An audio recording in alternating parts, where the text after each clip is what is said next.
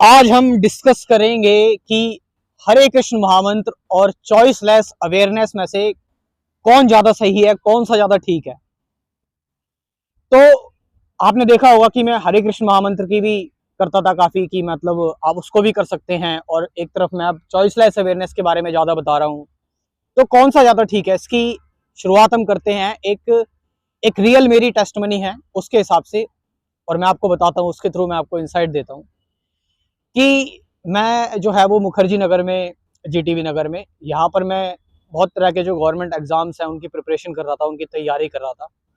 तो इस दौरान जो है वो मैं कुछ कुछ साधु संतों से मिला, कुछ संतों से मिला, और उन संतों ने जो है वो मुझे ये मंत्र दिया, हरे कृष्ण महामंत्र, इसकी चैंटिंग करने के लिए दी।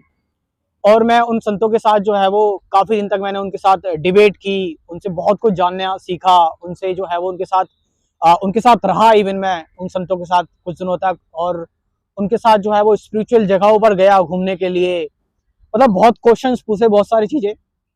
तो फाइनली मैं हरे कृष्ण महामंत्र की चैंटिंग करने लगा, और मेरी तैयारी पैरेलली चल रही थी गवर्नमेंट एग्जाम्स की। लेकिन क्या हुआ कि जब मैं ये हरे कृष्ण महामंत्र की चैंटिंग कर रहा था, करते करते करते करते, लेकिन एक चीज हमें समझनी है कि यहाँ पर जो मैं प्रिपरेशन कर रहा था, जो मैं तैयारी कर रहा था, ये मैं खुद नहीं कर रहा था, ये मेरी कंडीशनिंग और मेरी प्रोग्रामिंग करवा रही थी। ये जो प्रिपरेशन मैं कर रहा था, ये मैं सोसाइटी को देखकर, और गवर्नमेंट जॉब का जो क्रेज है उसको देखकर, और जो है वो पेरेंटल प्रेशर जो होता है उसको देखकर, फैमिली मेंबर्स, रिलेटिव, इन सब का बनाया हुआ जो कंटेंट था उसके हिसाब से मैं चल रहा था। यानी वो शरीर तो मेरा था, लेकिन चला मुझे वो रहे थे, मैकेनिकल हो गया था। तो इस हिसाब से मैं गवर्नमेंट जॉब की तैयारी कर रहा था। लेकिन जब मैंने चैंटिंग की, इसमें कुछ 16 माला होती हैं, 16 माला कुछ 2.5 घंटे में, और अगर आप थोड़ा ठीक ठाक और तेज करेंगे तो 2 घंटे में हो जाती है। तो मैं ये 16 माला करने लगा, और जब भी मेरे को टाइम मिलता था मैं ये चैंटिंग करने लगा। तो हुआ क्या, तैयारी पैरेलल चल रही थी। चैंटिंग करने से क्या हुआ कि मेरी जो, क्योंकि उसमें क्या करते हैं आप, चैंटिंग करते टाइम मंत्र को दोहराते हैं, मंत्र की चैंटिंग करते हैं, तो उस दौरान आप और कुछ नहीं सोचते, आप सिर्फ मंत्र की ही चैंटिंग करते हैं। सो एट दैट टाइम चैंटिंग करने से क्या हुआ, मेरी जो प्रोग्रामिंग थी, मेरी जो कंडीशनिंग थी जो पुरानी आ रही थी, जिसको मैं कंटिन्यूटी दे रहा था, बार बार जो मेरे दिमाग में आ रही थी, और जिसकी वजह से, और जो मेरे को मोटिवेट कर रही थी प्रिपरेशन करने के लिए, वो कंडीशनिंग टूटी, वो प्रोग्रामिंग टूटी। और जब वो प्रोग्रामिंग और कंडीशनिंग जब टूटी, तो उससे क्या हुआ, मैंने खाली होकर खुद को देखना स्टार्ट किया, खुद को समझना स्टार्ट किया।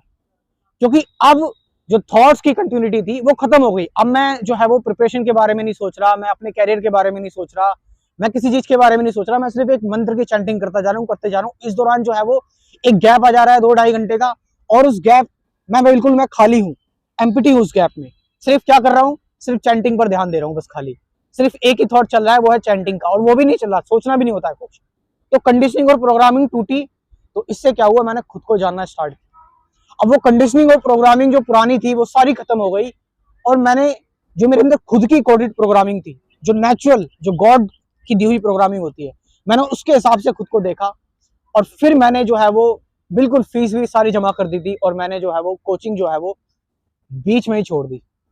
मैंने बीच में ही कोचिंग छोड़ दी, और जो है वो पेरेंट्स हो गए, रिलेटिव्स हो गए, और भी मेरे फ्रेंड वगैरह सब डिस्कस करने लगे, कहने लगे तू क्या कर रहा है। मैंने कहा मैंने अपने आप को बिना कंडीशनिंग प्रोग्रामिंग के देख लिया, मुझे पता लग गया कि मैं क्या हूँ और मुझे क्या करना है, मैंने ऐसे खुद को जान लिया। लेकिन अब क्या होता है, जब ये कंडीशन, जब मैं प्रिपरेशन, जब मैंने छोड़ दी और मैंने खुद को जानना और एक्सप्लोर करना स्टार्ट किया, तो मैंने कुछ और स्पिरिचुअल मास्टर्स को सुना, जैसे कि कृष्णमूर्ति हो गए, ओशो हो गए, और भी डिफरेंट, रमन महर्षि हो गए, बहुत सारे स्पिरिचुअल मास्टर्स को सुनना मैंने जब स्टार्ट किया। तो उसके बाद फिर मैंने अपने आप को जो है वो एक चीज से, मतलब किसी चीज से बांधा नहीं मैंने अपने आप को, कि मैं किसी कंसेप्ट से अपने आप को बांध लूं। मैंने अपने अंदर जगह रखी, स्पेस रखा मैंने अपने अंदर, मैंने out of the box thinking हमेशा रखी। तो मैंने चॉइसलेस अवेयरनेस को ट्राई किया। अब क्या होता है कि हमें जो है वो अटैचमेंट्स सारी दूर करनी होती है, हर एक किसी भी चीज से अटैचमेंट दूर करनी होती है।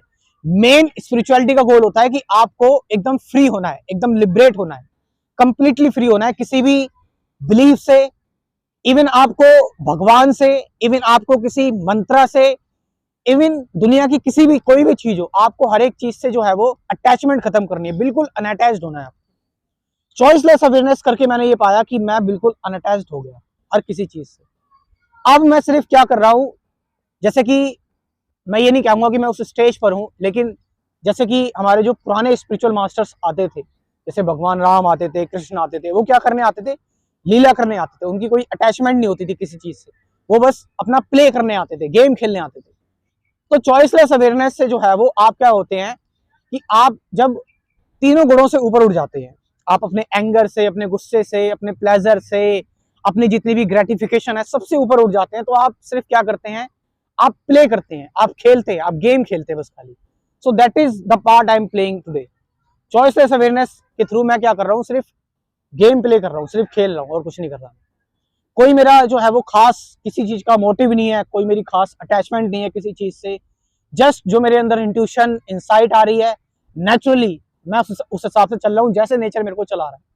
यहाँ पर किसी की कोई कंडीशनिंग नहीं है, किसी की कोई प्रोग्रामिंग नहीं है, कोई मेरे मैकेनिकल थॉट्स नहीं है पुराने। बस मैं जो है वो नेचुरली अपने इंस्टिंक्ट से, जो मेरी इंट्रिंसिक प्रॉपर्टीज है, उसके हिसाब से चल रहा हूँ। तो चॉइसलेस अवेयरनेस से मैंने ये जाना, और भी मैं बहुत सारी चीजें चॉइसलेस अवेयरनेस से जान रहा हूँ, और जो कि हमेशा जो है वो फ्रेश दिख रही है, नई दिख रही है मुझे।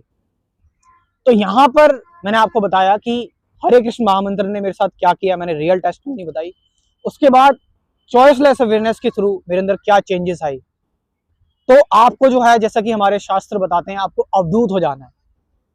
अवधूत का मतलब क्या हुआ? आपको हर एक चीज से परे जाना है। आपको जो है वो रजोगुण, तमोगुण, सतोगुण से भी ऊपर चला जाना है। आपको जो है वो चीजों को बिल्कुल नॉन डुअल स्टेट में देखना है, सिंगुलैरिटी में देखना है। आपको बिल्कुल एक होकर चीजों को देखना है। होलिस्टिक अप्रोच आपकी होनी चाहिए, फ्रेगमेंटेड अप्रोच नहीं होनी चाहिए। तो चॉइसलेस अवेयरनेस करने से मुझे वो सारी चीजें प्राप्त हुई, वो सारी चीजें मैंने करी। मैंने आपको ये एक इंसाइट दी है। मैं ये नहीं कहूंगा कि हरे कृष्ण महामंत्र ज्यादा सही है, चॉइसलेस अवेयरनेस ज्यादा सही नहीं है। सबकी अपनी यात्रा होती है, लेकिन मेरी जो यात्रा थी वो चली थी। फिर मेरी और भी बहुत सारी यात्रा थी योग के थ्रू। फिर उसके बाद मैंने जो है वो हरे कृष्ण महामंत्र, स्पिरिचुअल प्रैक्टिस, संतों के साथ रहना, खाना पीना, ये सारी चीजें सीखी। उसके बाद फिर मैं बिल्कुल चॉइसलेसली अवेयर हो गया। Now I am just playing, लीला करना जिसे कहते हैं, लीला कर रहे हैं, उस स्टेज में हूँ इस टाइम में अभी। बट पूरी तरह से नहीं हूँ मैं, धीरे धीरे चीजों से ऊपर उठने की कोशिश कर रहा हूँ। तो अभी जो मेरा स्टेज जो चल रही है वो मेरी चॉइसलेस अवेयरनेस वाली चल रही है। और जो मुझसे भी पूछेगा तो ऑफकोर्स नेचुरली मैं उसको चॉइसलेस अवेयरनेस के बारे में ही बताऊंगा। बट यस, पर्सन को देखते हुए भी उसके बारे में बताना होता है कि वो पर्सन जो है वो उसकी क्या यात्रा, जब उसके उसके उससे बात करते हैं, उसके अंदर की इच्छाओं को हम जानते हैं, उसको समझते हैं। सो ये है मेरी रियल टेस्टमनी। आपका इसमें क्या कहना है? आपका कुछ सुझाव देना है, आपको कुछ कमेंट करना है, you are most welcome. Thank you very much.